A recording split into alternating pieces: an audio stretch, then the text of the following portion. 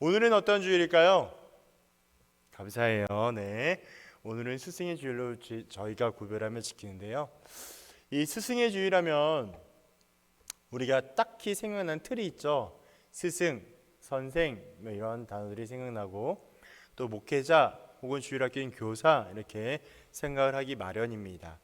그런데 저는 오늘 우리 교회에서 처음 맞이하는 이 스승의 주일을 맞이하여서 누구를 주목하고 싶으냐? 바로 예수님을 주목하고 싶습니다. 물론 이게 약간 목사님 너무 그냥 비슷한 이야기 아닐까요? 라고 물어볼 수 있는데 그만한 이유를 오늘 말씀을 통하여 함께 또 설명하고자 합니다. 오늘 요한복음 13장은요 이러한 의미가 있습니다. 예수님께서 십자가에 죽기 전이에요. 예수님께서 십자가에 돌아가시기 전에 제자들과 마지막 식사를 나누며 직접 발을 닦아준 내용이 오늘 13장에 등장하는 내용입니다. 이날은 예수님의 고난주간 가운데 제5일 목요일에 있었던 일이에요. 장소는 마가의 다락방으로 예상을 합니다. 요한복음 13장에는 나와 있지 않지만 누가복음 22장에 보면 식사 자리에서 제자들끼리 싸우는 장면이 등장합니다. 이 장면을 보면서 한 가지 물음을 갖게 돼요. 왜 이 제자들이 싸우고 있을까? 왜 다투고 있을까라는 질문을 하게 됩니다. 우리가 여러 가지 상황과 또한 말씀을 보게 될 때에 이러한 의미를 찾을 수 있는데요. 제자들이 싸우는 이유는 예수님께서 힘과 능력으로 모든 나라를 무찌르고 가장 큰 힘을 얻게 될 때, 쉽게 말씀드려서 이 세상의 가장 위대한 통치자가 되었을 때에 예수님의 옆자리가 바로 나라는 거예요. 그 옆자리는 내가 있어야 한다는 것이죠. 무슨 말씀일까요? 그 자리를 통하여서 내 욕심과 내 힘과 내 권력을 차지하고자 했던 제자들의 모습을 보게 합니다. 예수님께서 이 땅 가운데 오신 이유가 있죠. 왜 오셨을까요? 너무나 잘 알고 있는 내용처럼 제자들의 생각들처럼 예수님께서 이 땅 가운데 오신 이유가 세상의 모든 것들을 무찌르고 가장 큰 힘을 얻기 위해서 오셨을까요? 아니에요. 예수님께서 이 땅 가운데 오신 분명한 이유는 우리의 죄를 용서하시기 위하여, 조금 더 정확히 표현한다면 우리를 위하여 죽으러 이 땅 가운데 오셨습니다. 하지만 제자들은 아무리 예수님과 가장 오랫동안 있었고 가까운 곳에 있었어도 예수님께서 어떤 마음과 생각으로 이곳에 오셔서 일하고 계신지를 모른다는 것에 초점이 있는 거예요. 다시 쉽게 말씀을 드린다면 예수님과 가장 가까이 있었고 오랫동안 만났고 가장 경험을 많이 했다라고 누가 자부하는 제자들마저도 자기들의 자리 싸움을 하고 있단 말입니다. 아유 주님, 그 자리는 내 자리입니다. 저 자리는 명란 자리 내 자리인데 왜 제 마가가 가나요? 왜 요한이 가나요? 제가 가야죠. 저 아닙니까? 저 누구예요? 저 마태안이에요. 저 누구 아니? 제가 가야죠. 라고 하며 싸우고 있는 거예요. 왜 그렇다고요? 욕심 때문에. 이 욕심이 너무나 커져서 정작 예수님께서 이 땅 가운데 하시고자 하는 그 일을 깨닫지 못한 채 자기만의 해석과 적용으로 예수님을 이해하고 생각하는 그런 모습을 보게 합니다. 이러한 사실을 바탕으로 제자들의 발을 닦으신 예수님의 행동에는 큰 의미가 있습니다. 모든 나라와 하늘의 영광을 모두 버리고 자신의 생명을 기꺼이 희생하면서까지도 인간의 죄를 용서하기 위하여 오신 예수님께서 발을 닦아주심은 진정한 섬김과 사랑이 무엇인지 깨닫게 해주고 있는 분명한 행동입니다.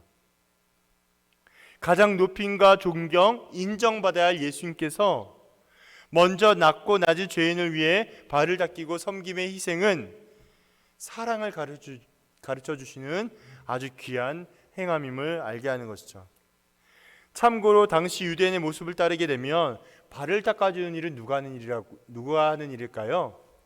아주 집안에서 가장 낮은 종, 노예, 이런 사람들이 하는 일이 바로 발을 닦아주는 행위입니다. 그럼에도 불구하고 예수님께서는 친히 수건을 허리에 두르시고 제자의 발 아래 무릎을 꿇은 채 일일이 모두의 발을 닦아주시는 것은 오직 출세의 욕심과 교만에 사로잡혀서 그러한 제자들을 향하여 교훈과 또한 섬김의 본이 되어주고 있는 예수님의 모습을 보게 합니다. 그리고 더 나아가서 예수님의 십자가의 죽음으로 선택한 모든 인간들을 구원하실 것을 상징하는 것이 바로 오늘 세족의 의미가 되는 것이죠.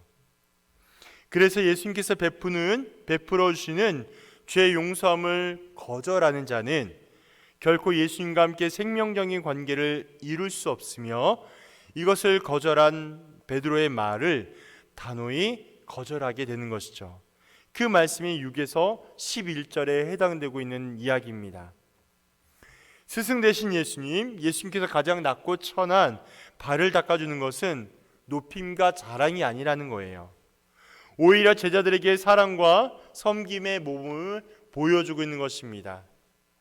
진짜 스승은 제자를 향하여 어떠한 사람일까요? 자기 목숨을 아낌없이 내어주는 사람, 말로만 고백하며 행함이 없는 사람이 아닙니다. 진짜 스승은 말과 행함이 일치하도록 노력하는 자, 그것이 일치가 되지 않는다 할지라도 일치할 수 있도록 끊임없이 노력하는 자가 진정한 스승이 될 것이죠. 바로 예수님의 사랑과 섬김으로 이러한 보여주는 헌신 때문에 우리를 향한 진정한 스승이 될 수 있음을 보게 합니다. 예수님께서는 이렇게 우리에게 말씀해 주셨을 거라 생각이 드는데요. 너희들의 진정한 스승인 내가 말한다. 너희가 그렇게 높이고 말한 선생인 내가 너희의 발을 씻어주고 있는 행동을 했으니 너희도 서로를 향하여 발을 씻어주는 것이 너무나 당연하다. 그러므로 내가 발을 씻어주는 모습을 보인 것은 너희에게 진짜를 가르쳐주기 위한 모범이 되기 위해서이다 라고 말씀하셨을 것입니다. 예수님의 말씀, 이런 말씀이 어떻게 우리 모두에게 기억될 수 있을까요? 정말 진짜로 예수님을 사랑한다면 예수님께서 발을 닦아주셨던 것처럼 우리도 다른 이들을 향해서 발을 닦아줄 수 있어야 합니다. 발을 닦아준다는 것은 두 가지 의미가 갖고 있는데요. 하나는 예수님께서 내 죄 때문에 죽으심을 기억하고, 두 번째는 진정한 스승이신 예수님의 섬김과 사랑으로 다른 사람을, 다른 지체를 섬기며 사랑할 수 있어야 합니다. 그렇게 행동하게 될 때에 우리 모두는 예수님의 제자가 증명된다라는 사실이죠. 요한복음 13장 34에서 35절에 이런 말씀이 있습니다. 읽어드릴게요. 새 계명을 너에게 주노니 서로 사랑하라. 내가 너희를 사랑한 것 같이 너희도 서로 사랑하라. 너희가 서로 사랑하면 이로써 모든 사람이 너희가 내 제자인 줄을 알리라. 아멘. 여기에서 나와 있는 새 계명은 어떤 계명을 이야기할까요? 우리가 이렇게 이해하시면 되겠습니다. 새 계명이라고 설명하는 것은 전혀 다른 새로운 계명의 의미가 아니라 이전까지 너희가 알고 있던 모든 계명을 통칭하여 상징적으로 말할 수 있는 계명, 새롭게 주시는 계명, 그 계명을 말하고 있는데, 쉽게 얘기해서 새 계명은 전체를 아우를 수 있는 계명이라고 이해하시면 되겠습니다. 그 새 계명이 뭐냐? 다른 것에 있지 아니하고 서로 사랑하라는 거예요. 근데 재미난 사실은 서로 사랑하라는 그 말씀이 딱 끝나는 것이 아니라 기준이 정해져 있죠. 어떤 기준이 있을까요? 내가 너희를 사랑한 것 같이, 내가 너희를 사랑하는 것처럼 너희도 서로 사랑하라고 이야기하고 있습니다. 문자적으로 이야기될 때 내가 너희를 사랑한 것이 어떤 의미를 두고 있을까요? 다른 것에 의미가 있는 것이 아니라 내가 너희를 향하여서 십자가와 부활로 사랑했던 것처럼, 사랑한 것 같이, 내가 십자가 너희를 사랑한 것 같이 너희도 서로를 향하여 그러한 사랑을 하기를 권면하고 있는 것이죠. 그렇게 서로 사랑하게 될 때, 그런 서로를 사랑하게 된다면 35절 끝부분에 나와 있는 것처럼 모든 사람이, 모든 자들이 너를 내 제자인 줄을 알겠다, 증명해 준다라고 말씀하고 있는 것입니다. 우리는 이러한 말씀을 통하여 다시 한번 알고 점검하기를 원합니다.